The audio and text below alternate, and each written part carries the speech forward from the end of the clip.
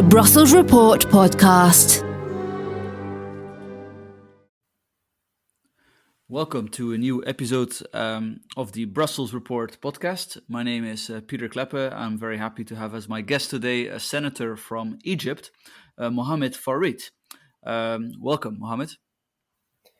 Welcome. Hello. Thank you, Peter, for having me. It's really good to be here with you. So to introduce you a little bit to the listeners, you're an engineer originally, founder of the Free Egyptians Party, but now independent. And you're also a co-founder of the Liberal Club of Cairo, right? Correct. Yeah. Very good, very good. Now let's move to the let's say the number one topic. I would say maybe in Egypt, but also in European politics. That is the conflict in Gaza. That is triggering fierce debates. How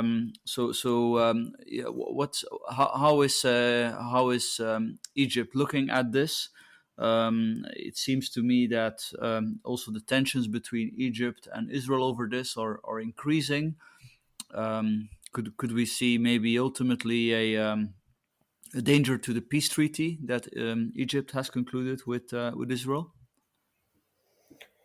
Well, the situation in Gaza is catastrophic, and every hour goes by, it gets even worse. And the problem is as follow. What happened on October 7th is horrific. It's despicable, and it's an act of terror. This is something given, and I don't think that there are a lot of disagreement on that, but Sure.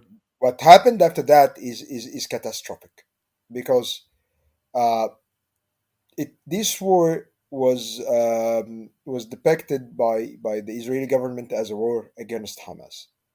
But what's happening on the ground, it shows it's a war against the Palestinians. I mean, if you look at the humanitarian situation there, it's disastrous. If you look at leveling down Gaza, Northern Gaza is now uninhabitable. Yeah, sorry for my poor English. It's like that. Now people are cramped in the south in the winter with no shelter. So this is one level. The other level, the extreme stubbornness of the Israeli government in not allowing sufficient aid for these people, who are there staying out in the cold winter. This shows it's not a war against Hamas. It's a war against the people. I presume I've read some reports about start spreading some disease, due to the lack of sanitary and hygiene. And guess what? If we have ever learned something, from the past few years, that there are no walls, no buffer zones whatsoever can protect you from outspread of a disease. So you're creating a catastrophe like that. And frankly, I believe that the Israeli government should be more responsible in that, because they are blinded by anger and consumed by retaliation, and ending up creating a massive problem, not only for the Israelis but even for every neighboring country, including Egypt. And with such uh, incredible, horrible humanitarian situation, you are creating a lot of grievances. These grievances and this victimhood is the best recruitment tool for the Islamists and radical Islamists. So with this horrific situation, you will end up with more extremists, with more radicalists, and I believe we may see Hamas 2.0, which would be much, much more brutal than the current Hamas, Hmm. And so in this debate in Europe, but I suspect everywhere, you typically, what I find very difficult is, to judge when we don't have all the facts. You have people just taking all the Hamas statistics at face value, but then of course, on the other hand, There's also a lot of propaganda, obviously, coming from the Israeli government side. I mean, in war, the truth is always the first victim. How do you assess that? Like for example, today I read some statistics trying to compare, the fight in against ISIS and the number of civilians that were casualties with what's happening in Gaza. Probably imperfect calculation, whereby it was sort of argued that in Israel or in Gaza it's actually lower. Look, again, I find it very difficult to basically judge if the Israeli response is disproportionate, as many people claim, because it seems so difficult to know what is actually happening. Also, with this, is it actually? I mean, maybe you have a better view on this than I do. To what extent it is true that Israel is restricting aid for Gaza, and to what extent there is a justified military reason for that. Like, how do you cope with this kind of, let's say, challenges to gather all the intel? Well, Peter, human life is a human life. That's what Mm, matter. It's not of about course. statistics. And just turning this into a statistics and a propaganda war will lead Mm, us to even worse situation. It is clear and it's known and it's a given fact, as the fact that I'm talking to you now, there is a humanitarian crisis in Gaza. It's on the border, I can tell you that. It's a fact, mm, it's a starking fact that the Israeli government is hindering the entering and allowing the aid to the people there. And it's a stark fact that there are innocent civilians caught in the middle between Hamas and the Israeli government. And also, finally, it's a striking fact that that the people of Gaza are being used as cannon fodders, sadly, between the two sides of this conflict. And again, mm, the actions of the Israeli government doesn't show it's a war against Hamas. I wish it was show. I wish it would be just a war against Hamas. Hamas and Israel had fought several wars over the past, and we never see that amount of brutality affecting the civilians. And this is what's really about. And hey, while we are talking about that, I mean, we have been talking like what, 5, 6, 7 minutes, but we didn't mention the situation about the hostages. And this is not our fault, you and me, but because this is the general mm, narrative right now, due to the massive humanitarian crisis being created, and due to the brutality of Israeli response. Now the hostage situation became like a second order in the discussion, where there are children, where there are women, there are innocent people being taken hostages, same as millions of Gazans being taken hostages, under Hamas, and being yes. forced now by the Israeli operations to fled to the south, and now they're staying out of nowhere in such cold weather, with uh, almost none of the essentials they need to survive. So, and this is a massive catastrophe, and this is not actually, you're not helping by doing that. You're not fighting terrorism by doing that. You are creating more Mm, grievances that will be used by the extremists. And I know that very well, because we've been in a war against terror for a decade now in Egypt, and yeah. we fought this war in Sinai, which is what, it's like 3 times larger than Israel, and Mm-hmm.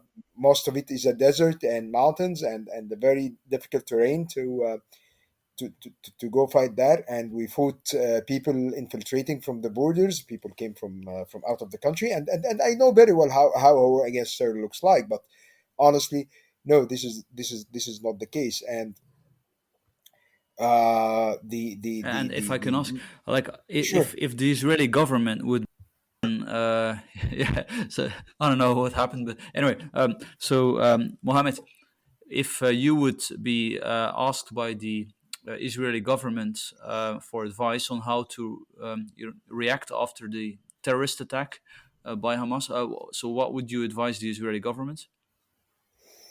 Well, first of all, let the humanitarian aid flow to the innocent people.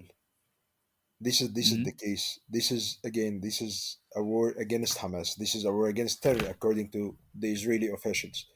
War terror doesn't include that amount of uh, of human casualties and civilian casualties. Doesn't turning, leveling down a city and now make it inhabitable, because now the people are Hmm. crammed down in the south, and theoretically that was the Israeli is going to the north, fighting in the north, and after that they let the people who flee to the south to enter back to the north, but this is not happening, and I don't see it happening. And don't let the people stay out, in the cold, in that horrible winter, and difficult conditions, without any aid. This is the main issue, and don't use this disproportionate and this extreme brutality in retaliation. Let's differentiate between an armed group, a terrorist group, and the state. The state doesn't respond like that. The Mm. state have rules and institutions, and it should be abide by that. And frankly, uh, Netanyahu government is a huge failure, and over the years they invested heavily, in strengthening Hamas. And what happened, that Hmm. this October 7th tragedy that happened, and simply you can't just continue doing that and strengthen Hamas now by having this brutal crusade on the civilians and turning this war from a war against terror to war against civilians. And to maybe conclude then the Sure. Gaza topic, do you think there's any risk that sort of eventually Egypt would sort of abandon the peace treaty with Israel over this because of all the tensions and maybe if there's more pressure on the Egyptian border from people trying to flee Gaza? Uh, I No, I don't think so. I don't like to sound ultra nationalist in what I'm gonna say, but Sure. frankly, this is the fact. Right now, since October 7th till now, Egypt have been proven the only responsible party in this entire catastrophic situation.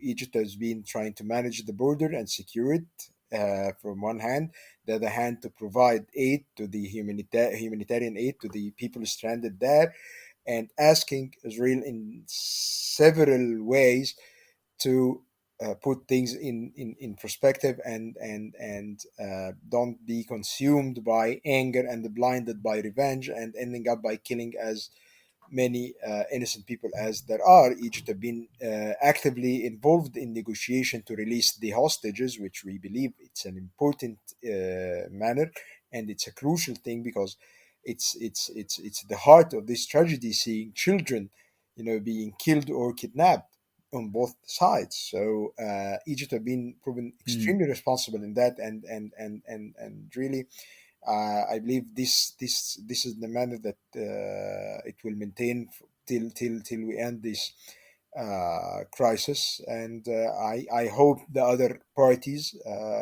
be as responsible in the response as Egypt.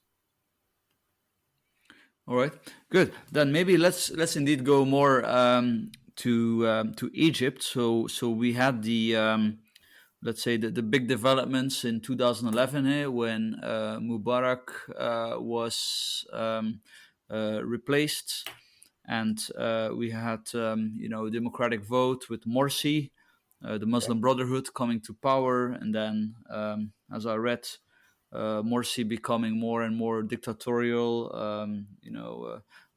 like abolishing judicial oversight, and a mass protest supported by the army and opposition parties, installing the current state of affairs. So yeah, what's your take on all of this?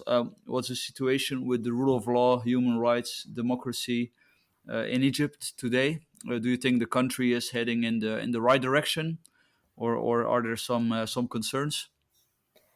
Well, in order to have this transition across the border between Gaza and Egypt, let me tell you something. What happened by the Brotherhood, the Muslim Brotherhood, who is the Mm-hmm. the mother organization for Hamas, is a classic book example of the rule of Islamists. It's the same thing that took place in Gaza, by the way, after the elections there when Hamas came to power. They used the ladder of democracy to reach the power, and then they took out the ladder, and break it down. And this is exactly what happened in Egypt. Yes, the Brotherhood came through both. One man, one vote, one time. Exactly, and that's it. And this is by the way part of their creed. This is part of their ideology. It's deeply rooted in their mindset. They believe that they are chosen Mm. by the God to rule the people, and to bring them to the right way. And they are a fanatic group. And we see now what happened in Gaza. We see what could have been happening in Egypt. We see what happened in Sudan, what happened in Iran, and almost everywhere there were an Islamic group ruling the country. They turned it into a failure country, and they invest heavily in the misery of their own people, and using them as a hostage. And Mm. this is a classic book. Sorry, this is a classic example, for the Islams. So this happened in Egypt in 2013. There was a massive uprising, massive protests against the Brotherhood. After Mm. that, there was a transition. President Sisi came to power. We're still in transition right now. Today, actually, the final day in the presidential election votes, uh, Mm-hmm. and we are still in transition. And anyone who think that Egypt is finally reached out to be a fully fledged democracy is in denial, or in illusion. But for sure, Egypt in transition and taking some steps toward that. And Sure. in order to reach out the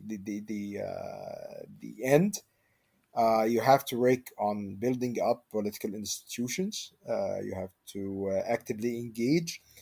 You have to have patience, and you have to raise awareness of the people, and you have to create more freedom and enable the people more. And when it comes to protecting property rights, and maybe broader the economy of Egypt, how are things going? I mean, we see that there's crisis and that the IMF is coming in, or at least there's negotiations for a new IMF loan. There's mass projects. The Suez Canal has been broadened, right? If I'm not mistaken, Yeah, I you're think right. there's a new capital being built as we speak. It's rather costly, but then, like, what's your take on this? Is there, like, despite the challenges, um, is it an exciting place to invest? Is it, yeah? Is the economy doing well, or are we seeing some deep seated problems there? Well, Egypt in a very difficult economic situation. This is also a fact. We're in an economic crisis, and it's Mm, a poly crisis per se. Uh, Most of it internal reasons. The others are external. The external, of course, was the Russian invasion to Ukraine, and what led hmm after that of high inflation. Then the Feds came into it and start to raise the interest rates. So we are in a very high inflationary wave globally. So hmm this impacted Egypt hmm badly. Egypt is a net food importer. Egypt is a net energy importer. So hmm Egypt is 100 and something, 103 million people now. So hmm this is the situation. The internal problems are simple as that. Egypt has a very long history of massive government intervention in the economy, a huge hmm public sector, a lot of state-owned enterprises and organization, and this kills the competition, and this distort the economy as a whole. So you need to start doing liberating for the economy, And by liberating the economy, it doesn't mean just to privatize. During Mubarak time, there was some privatization, but it didn't happen with liberalization. So Mm. liberating the economy means creating um, the needed conditions for competition, meaning you have powerful, well-governed institutions, you have a clear governance framework. You need to build up capacity for the people working on that, and finally, the government should move out from the market and stop crowding out the private sector. And the Mm. case in Egypt is not just crowding out in execution or owning the projects, but even on the financing resources. The government is one of is probably the largest borrower from the banks. So even if you're an investor and away from the current inflationary wave, the bank would definitely go lend the government than give you the money as an investor, because it's much safer with the government. So this is the case. So what we need to do is liberating the economy, improving the competitiveness, and unleash the potential there, and giving the people the freedom of choice. And this will reflect on every possible aspect, whether economic, social, or political. And sort of, do you have allies for this agenda in Egypt? How is there any scope that we may see some reforms like this along these lines being implemented? I believe so. I believe so. Last summer, Egypt went to a national dialogue, and actually, it was called by the authority. It was called by the president. It was an initiative by the president. This national dialogue, almost everyone from the entire political spectrum was there, from the far left to the far right. We were there too. And when was that? And Sorry. during the last summer, this summer Okay. this Okay. this this summer, it stopped in September. It kicked off Mm-hmm. in May, and the call came in April 22. The actual execution of the dialogue started, I guess, April or May 23, and it lasted during the summer, and ended by end of August, early September. So during this month, Mm-hmm. that was a very wide dialogue on everything you can come to your mind, whether on the political side, economic, social, human rights, everything, and there was a very wide representation from everyone. And I was a participant there, and I heard what had been said. And yeah, there are some. Okay, so there was the national dialogue that took place last summer, as I was just telling you, and my agenda was clear. I said Sorry. it Sorry. there. Could we Sure, start again, because there was again just when absolutely, you started talking an interruption. Sorry. sure, So I will say again: 3, 2, 1. Three, sure. 2, 1. Okay, can you hear me now? Is it okay? Yes. Okay. So during the last summer, there was the national dialogue that took place in Egypt, and it was a very large dialogue. Many people from the left to the right, almost all the political spectrum was represented there, and it was a dialogue on three different pillars: the economic pillar, the social pillar, and the political pillar. And when it comes to the economic pillar and the agenda that I've just mentioned to you about, we need to liberalize the Mm-hmm. economy. We need to liberate it and unleash its potential by creating the condition and needed for competitiveness, and enhance the competitiveness, and creating the institutions and the framework for that. That was said, and there were other supporters for that.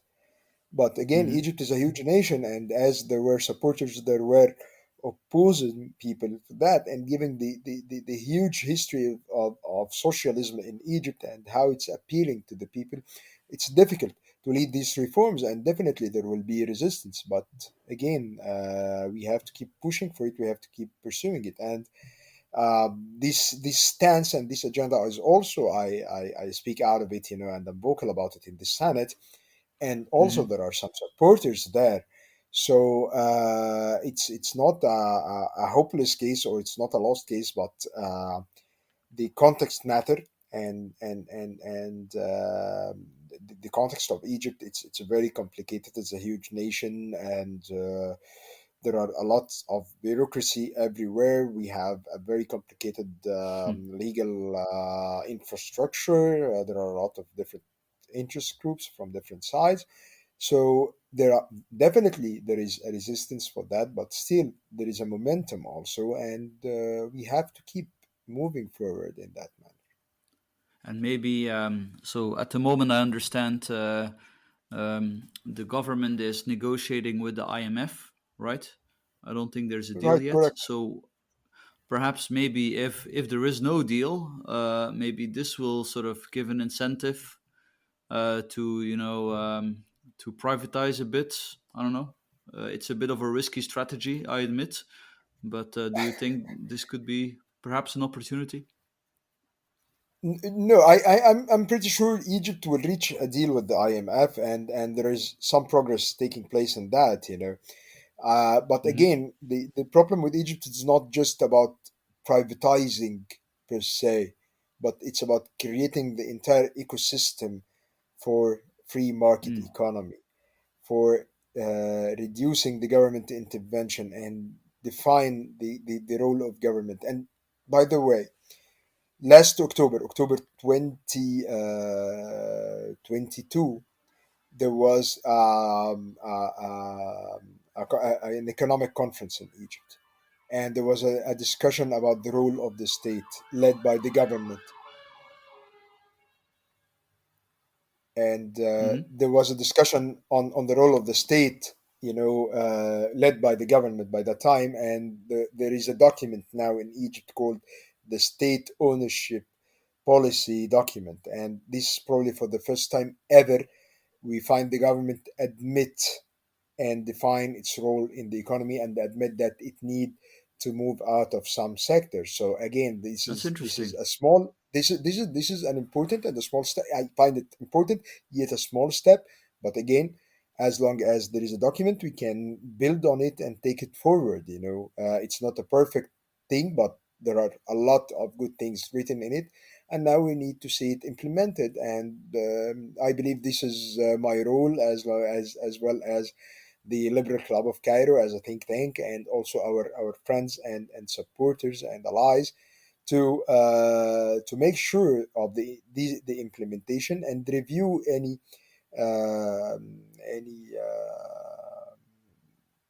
mistakes per se, or any areas of improvement Mm. to this document. Okay. So we are moving on.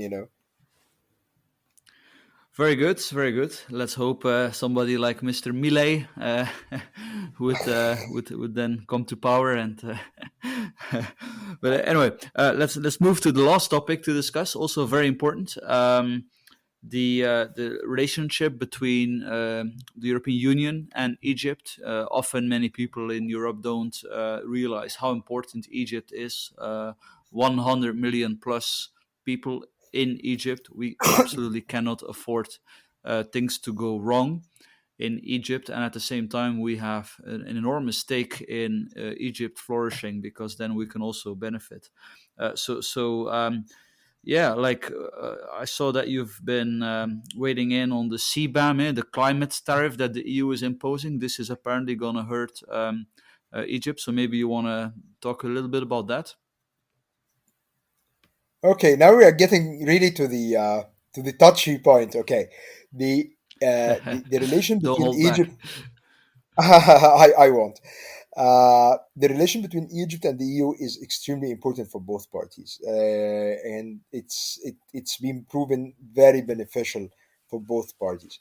whether economic, cultural, social, political, security, every possible aspect you can think about, it's been proven valuable for both parties. And let me give you a very good example.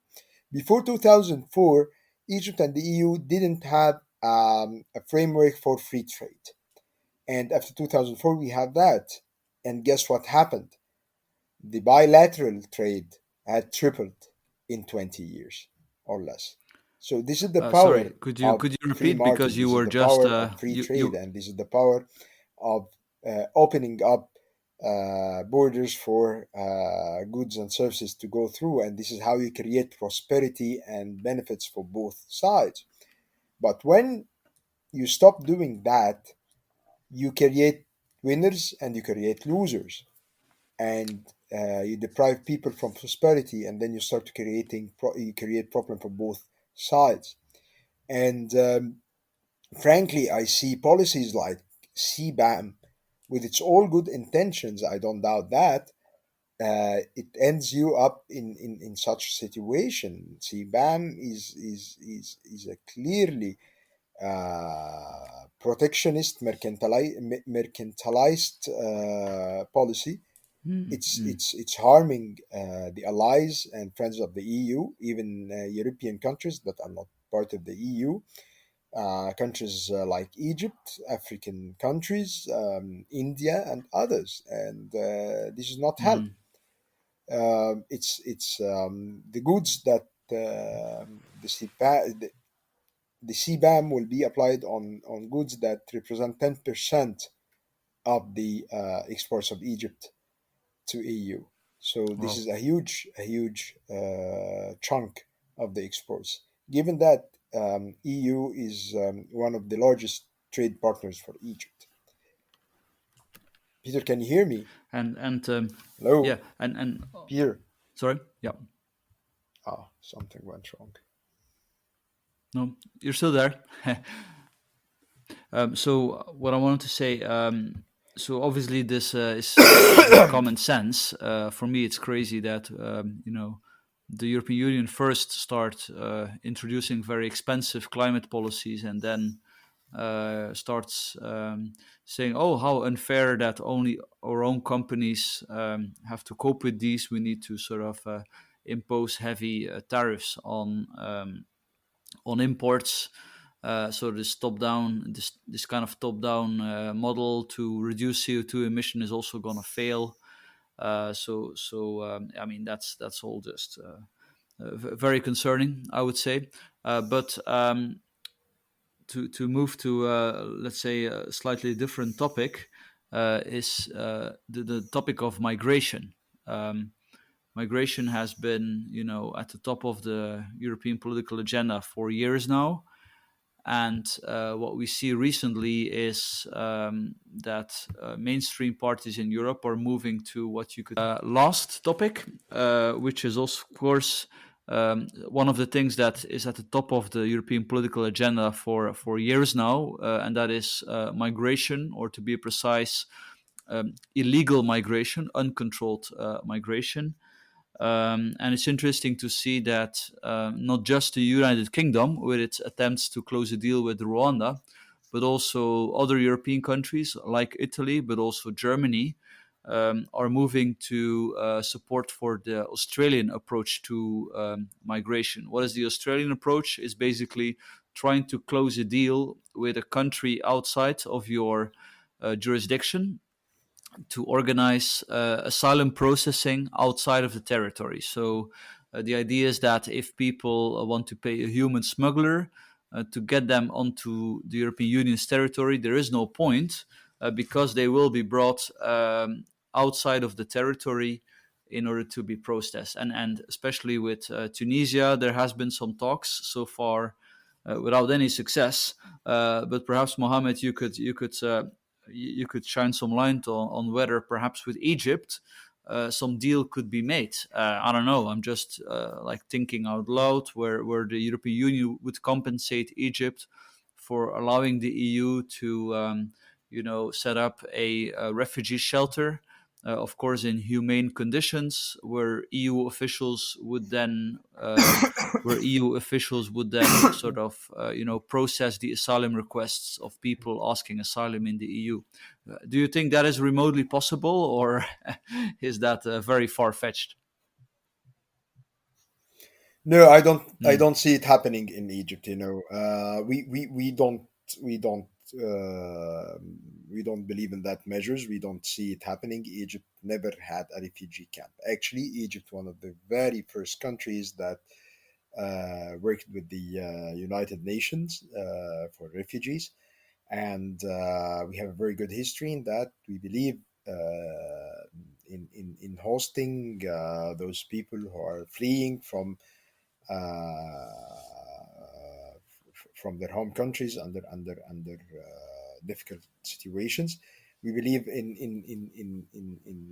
having regulated Mhm. migration. We believe that uh, we should protect the borders and also combat the trafficking in human, because we believe this, and I personally believe this is one of the most hideous crimes ever, is to traffic Mm. in humans. And in order to overcome that, we need cooperation between different parties. Actually, this has been happening between Egypt and the EU, and this is one of the success stories, similar to the free trade story between Mhm. Egypt and the EU. And it's about investing in creating prosperity for the people, and this is what matters. What matters that if the both sides of the Mediterranean, or both sides of the border, worked together and allowed people to flourish, and provided them with the opportunity, and provided them with the space and resources to prosper and flourish, this will happen, and it will have a massive cascade effect and spill over on everyone, and everyone will benefit from that. And for example, there are several projects that took place between Egypt and EU and European countries about education, about vocational training, about supporting the people and creating opportunities, especially in the areas where there was an irregular or illegal migration per se, in Egypt. And even the Egyptian government itself had issued several policies and several initiatives in that manner to combat such a thing. Again, because the problem, uh, many of these cases ending up in the hands of Mm. criminals, people who traffic in humans. And again, let's get to the basics. Why people flee? Why people migrate? They migrate for better opportunities. So let's create this opportunity where they are, so they don't need to leave their homes. They don't need to leave their beloved ones or the families, and take all these risks and risking their lives, just for the sake of opportunity. And again, doing this gives you an idea of how desperate they are. Yes. And if they are that desperate, this means that you should work on creating opportunity for them and allow them to prosper, and to Well, flourish. obviously agree, of course, but if you look at a country like Eritrea, horrible regime where I think there's a lifelong military service for men. So yeah, people. I can completely understand how they're trying to flee, and I do think, of course, Europe is able to take and is able to profit from many of these talented people. And I think most of European public opinion agrees with that. But what's happening is that because the rules are not respected, you have people skipping the line, basically, people that have no right to come. They manage to pay human smugglers and risk their lives also, and enter European Union territory, whereas it's very difficult to send them back because their countries of origin don't cooperate. So I think the genius of the Australian model is that you can combine welcoming more migrants in an orderly manner, according to the law, Mhm. with stopping people entering illegally. Um, but you need a a third partner for that. So I think in any country, whether it's Egypt, Tunisia, or Morocco, or in the case of Australia, Papua New Guinea, this will never be an easy decision. But perhaps it could be a success. I remember that the co-founder of the Free Egyptians Party, Navib Saviris, a very successful Egyptian businessman, he proposed to the Greek government to buy an island to host refugees, and the Greek government did not cooperate. So perhaps I hope that more creative solutions, like along those lines, will be developed. Perhaps differently than the ones than what I imagine.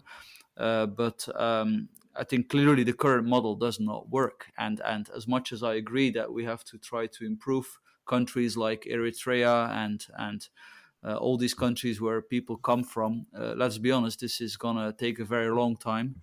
And meanwhile, I think we also need to think of second best solutions of trying to improve the situation, um, and end the chaos that we have today. Well, I agree with you that you have to maintain the borders and receive as many people who can benefit themselves and the societies with that. But and not but actually know what happened between the EU and Egypt when it comes to the security of the Mediterranean, and the deep cooperation between the two sides of the Mediterranean had helped a lot in preventing a lot of Mm. informal Yes. migrants. And actually I look at it as a life saving process, because you are saving the lives of those desperate people from falling in the hands of smugglers, from Mm. taking these risks that would they risking their lives, and in a sense you are protecting them. And actually the security cooperation between the two sides have been proven it's working, and such arrangement, I mean, like what happened between Egypt and the EU in securing the maritime borders, could help a lot in that. So this is, in one hand, making sure that there is law and order being implemented and Mm. applied, combating the human traffickers and smugglers, because this is probably the worst form of crimes. If we can list the crimes from best to worst, of course we can. But again, I mean, this is one of the worst and the heinous crime. To traffic in humans. So making sure that you have a safe and secure borders. That's a manner. For the case of Mr. Sawiris, who's a great Mhm. man and a very, very, very, very, very, very fantastic person, and a Mhm. humanitarian, that was a case of refugees fleeing the civil war in Syria. So you can't apply this, to migrants or people willingly migration. Let's differentiate between the refugees who have no other choice but to flee due to the misery and the catastrophic situation they are having. And the guy was trying to help as as many as possible, because by that time when he came up with this proposal, many of Syrian young children, women, and young people was just throwing themselves in the Mediterranean, fleeing Mm. from the hell of the civil war. So this is another layer of misery that we see due to the conflict, and due to the having authoritarian regimes and lack of freedom, lack of respect for human life or property or liberty. Yes. Yes. Well, thank you very much, Senator Farid Mohamed. Thank you very much, and I wish you all the very best to achieve a more liberal Egypt. Thank you, Peter, for having me. It's been a great conversation. Always a pleasure talking to you, and hope we can achieve success. I'm sure we will achieve success, but I hope we achieve it sooner, better than Absolutely. later. And I'd like to wish you also happy holidays and Merry Christmas for Thank you you. and your Thank you. listeners. Merry Christmas and Happy New Year. Thank you. Thank you.